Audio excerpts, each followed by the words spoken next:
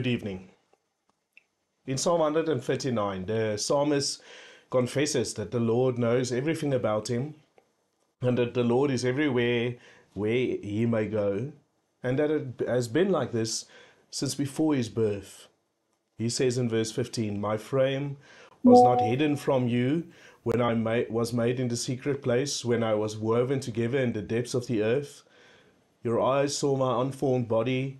All the days ordained for me were written in your book before they came to be." The wonder of the psalmist just continues to increase as he grows in his understanding of how the Lord knows him. He's certain that the Lord knows everything about him. And yet he tries to grasp it. He tries to get to the bottom of it.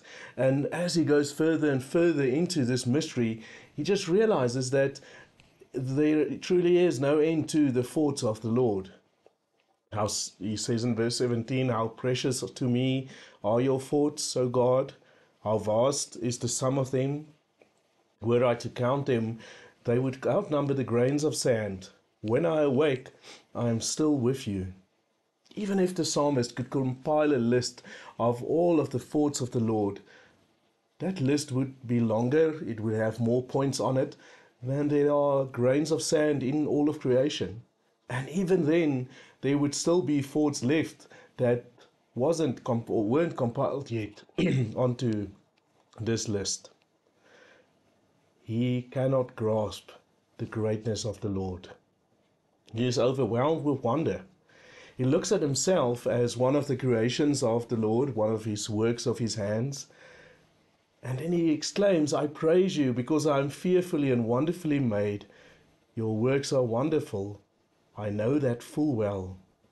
He's in awe of the Lord. He is overwhelmed with the greatness of his work. When you and I look at ourselves as created by the Lord, if we look at the way that he was involved in our creation, then we can't even begin to understand the greatness of this wonder. We can but only exclaim with the writer of this psalm, "How wonderful, Lord, are you! How wonderful are the works of your hands." Good evening.